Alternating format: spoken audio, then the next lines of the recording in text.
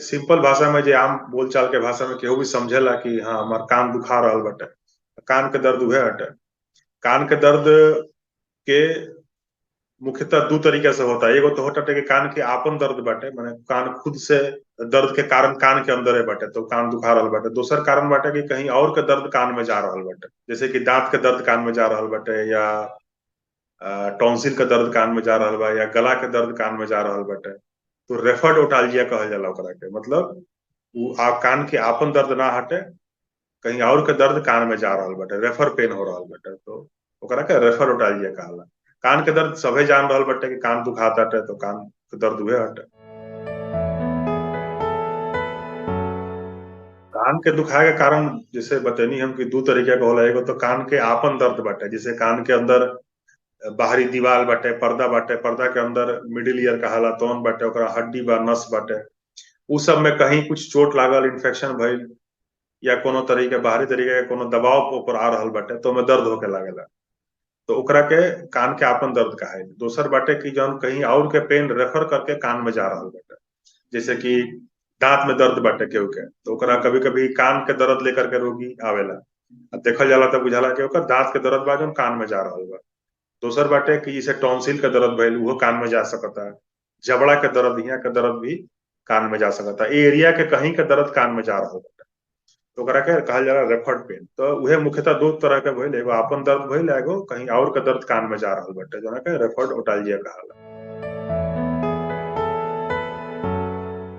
कान के दर्द खुद अपने आप में एगो लक्षण हटे। दर्द कर रहल बाटे मतलब कोनो बीमारी ना हटे, कान के लक्षण हटे जो कोनो और बीमारी अंदर हो रहल बाटे।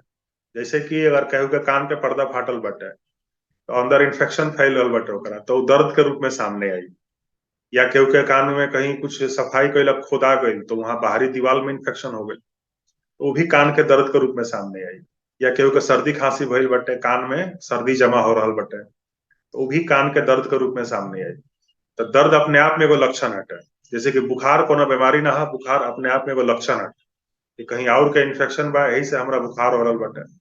तो बुखार या दर्द यही से होला कि आदमी सचेत हो जाए कि कहीं कुछ सही नहीं के हो, तो ओकरा के तुरंत अपन डॉक्टरी सलाह लेवे चाहे मेडिकल अटेंशन पेशेंट के चाहिए। जैसे कान एक सेंस ऑर्गन हटे, जैसे कि हम लोग के आंख एगो सेंस ऑर्गन हटे, कान भी सेंस ऑर्गन हटे। तो कान के जो फंक्शन बाटे तो बहुत माइन्यूट बाटे, बहुत डेलिकेट फंक्शन बा कान, बहुत नाजुक फंक्शन बा। जिनमें से कान के बाहरी दीवार हो गई जो कान के कैनाल कहाला, जैसे कान के एगो सुरंग नुमा होला जिसमें कैनाल कहाला ओकरा के। ओकरा बाद पर्दा बाटे, पर्दा के अंदर मिडिल ईयर कहाला, जिसमें सुनाई के हड्डी, सुनाई के नस, ई सब ओमे अंदर रहेला। तो ओकरा बाद अगर कहाँ पे दर्द बाटे, जैसे कान के बाहरी दीवार के दर्द बाटे, ज्यादातर लोग कान खुद से साफ करेला, कोनो ईयरबड लेकर के कान में घुमा घुमा के या तीली डाल के साफ करेला, तो स्क्रैच हो गई, खरोच आ गई, ओकरा ऊपर इन्फेक्शन हो गई, तो बाहरी इन्फेक्शन भइल, तो बाहरी दर्द हो गई, ओकरा के ओटाइटिस एक्सटर्ना कहाला, माने एक्सटर्नली पेन बा। फिर आवेला पर्दा के पास, तो पर्दा में कुछ इन्फेक्शन बाटे तो पर्दा भी दर्द करी। पर्दा के अंदर होला मिडिल ईयर, जेकरा अंदर सुनाई के सारा मशीन रहेला, वहां पे कुछ मवाद बाटे, वहां इन्फेक्शन बाटे तो वहां के दर्द करी।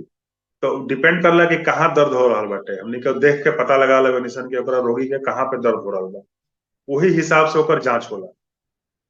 जैसे अगर बाहरी इन्फेक्शन बाटे तो बाहरी इन्फेक्शन के जो इलाज हुई तो अलग किस्म से हुई, जांच भी अलग किस्म से हुई। अगर सबसे ज्यादा खतरनाक जो इन्फेक्शन होला तो पर्दा के अंदर के होला, माने पर्दा के अंदर जो मिडिल ईयर स्पेस कहाला, अगर ओमे इन्फेक्शन हो रहा बाटे तो ओमे पूरा इलेबोरेट करके जांच करे के पड़ी कि कोनो बीमारी तो नहीं पकड़ ले ओकरा। जैसे कि कोनो कान बहुत दिन से केहू के बह रहल बाटे तो ओकरा अंदर कोलेस्टोमा नामे के एगो बीमारी होला जो हड्डी के गलावे लागेला।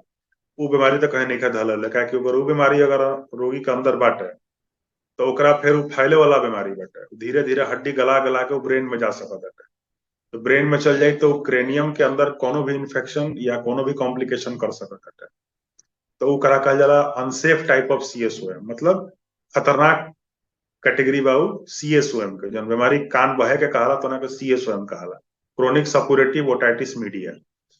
तो वैसन तरह के रोगी जना के कान के मिडिल ईयर के प्रॉब्लम बटे, तो उना के फिर अच्छा से ढंग से जांच कराए के चाहिए, बिल्कुल कोनो डॉक्टर के निगरानी में, जेंगा सलाह डॉक्टरी देता रहे वही हिसाब से अपन इलाज कराए के चाहिए, क्या कि ओमे फिर ज्यादा खतरनाक रूप ले सकता है। आज जगह बाकी के बाहर के दर्द वगैरह बाटे तो हम तो देख के पता चलेला कि हाँ भाई कान ठीक बाटे, कहीं और के दर्द हो रहा बाटे। तो अगर दांत के दर्द बाटे तो दांत के ठीक कराई, टॉन्सिल के गला के दर्द बाटे तो ओकरा के ठीक कराए से कान के दर्द में आराम हो जाए। जहां से दर्द के कारण बाटे वो कारण के पहले पता कल जरूरी बाटे कि कहाँ से दर्द आ रहा बाटे। अगर कान के अंदरूनी हिस्सा से दर्द बाटे तो ओकरा के वही हिसाब से जांच करा के इलाज करा के ठीक करे के पड़ी। बाहर के दर्द बाटे जौन की कान में जा रहा बाटे तो ओकर रूट कॉज जौन बाटे जहां से वो दर्द शुरू हो रहा बाटे, इसे दांत के दर्द बाटे तो दांत में दर्द भइल हुई, ओकरा बाद फिर कान में दर्द भइल हुई, तो दांत के दर्द के पहले ठीक करे के पड़ी तो ऑटोमेटिकली कान के दर्द ठीक हो जाई। कान के आपन दर्द बाटे तो मैं जरूरी बाटे जानल कि कोनो बीमारी तो अंदर नहीं के फैल रहा कान के अंदर। अगर बीमारी अंदर बाटे कान के तो बीमारी के ठीक करे के पड़ी, जैसे कि अगर पर्दा में छेद बाटे तो पर्दा के ऑपरेशन करे के पड़ी। अंदर अगर बीमारी पकड़ लेले बाटे जना के कोलेस्टिटोमा कहाला तो कोलेस्टिटोमा के ऑपरेशन करके निकाले के पड़ी और फिर नया हड्डी नया पर्दा डाले के पड़ी। ऐसे का हुई कि रोगी के दर्द भी ठीक हुई, प्लस सुनाई में भी जौन कमी भइल बाटे तो सुनाई भी ओकर अच्छा हुई। भविष्य खातिर रोगी सुरक्षित रही कि ओकरा आगे जाकर के कोनो कॉम्प्लिकेशन ना डेवलप करे, जैसे कि बतानी कि ब्रेन में जा सकता है तो ब्रेन रिलेटेड कोनो कॉम्प्लिकेशन कर सकता है। तो उस सबसे बचे खातिर तुरंत कान के डॉक्टर के पास जाकर के पहले पता लगा के पड़ी कान में दर्द हो कह रहा बाटे। खास करके अगर छोटा बच्चा बाटे जो माँ के दूध पियला या थोड़ा बड़ा बा 2 साल 3 साल के, उ सब बच्चा में भी कान में बहुत तेज दर्द होला तो ओकर कारण अक्सर रहेला कि ओकर सर्दी के कारण कान में इन्फेक्शन पहुंच रहा बाटे। तो मैं कान देख के पर्दा देख करके हमने कई बात बुझा जाला कि सर्दी का असर बाटे पर्दा पे या कोनो और कारण से कान दर्द कर रहा बाटे।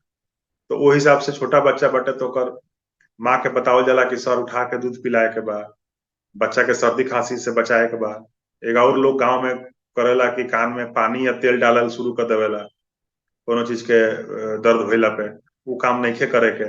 जिसे लोग गर्म करके तेल के लहसुन वसुन डाल के कान में डाले लगेला, वो काम ना करे के चाहे, वो इन्फेक्शन और बढ़ा दी। वो सब चीज से बचे के बाटे और जो कारण से कान दर्द कर रहा बाटे वो डॉक्टर डिसाइड कर ली जे देखी वो जरूर से पता कर ली कि का चीज से दर्द बा, ओकरा के एड्रेस केला से वो दर्द बिल्कुल ठीक हो जाए। कान के दर्द भी अगर लोकल कारण बटे जैसे अगल बगल के कारण दर्द करता तो दर्द के इलाज हुई तो कान का दर्द ठीक हो जाए। जैसे दांत में दिक्कत बटे तो दांत निकलवा लेला से, दांत के फिलिंग करा लेला से ठीक हो जाए। टॉन्सिल का दर्द इन्फेक्शन ठीक हो तो ठीक हो जाए, तुरंत हो जाए। ओकरा बाद से जैसे बीमारी वाला बाटे तो बीमारी जाले के लिए वो ठीक से ना हटावल जाए, ओकरा के पूरा ऑपरेशन न करके या सही ट्रीटमेंट करके ताले के लिए दर्द ठीक ना हो। तो डिपेंड करता है कि कहाँ के कारण से वो दर्द कर रहा बा कान में। अगर बच्चा के जैसे छोटा बच्चा के कान दर्द बटे तो उन्हें देखे के पड़ेला कि सर्दी के कारण कान दर्द बटे तो ओकरा के फिर एंटीबायोटिक दे के सर्दी के दवाई दे करके नाक के स्प्रे ये सब दे करके ओकरा के कंट्रोल कइल जा सकता है। कान दर्द से बचे के बाटे कि यही में हर चीज में परहेज सबसे इम्पोर्टेंट होला। जैसे कि ओकरा जैसे कारण से दर्द कर सकता है, पहला बात है कि कान के खुद से साफ नहीं करे के, कोनो भी लकड़ी तिल्ली या ईयरबड कान में नहीं डाले के। उससे का हुई कि कान के जो स्किन बटे तो बहुत नाजुक होला, उसमें अगर थोड़ा सा भी स्क्रैच पड़ी तो इन्फेक्शन के रूप धर ली में। तो कान में खुद से कुछ सफाई नहीं करे के, बहुत ज्यादा कान में इचिंग हो रहा बटे तो कान के बस बाहर से आदमी हेंगा हेंगा कर सकता है, अंदर कुछ नहीं डाले के कान में।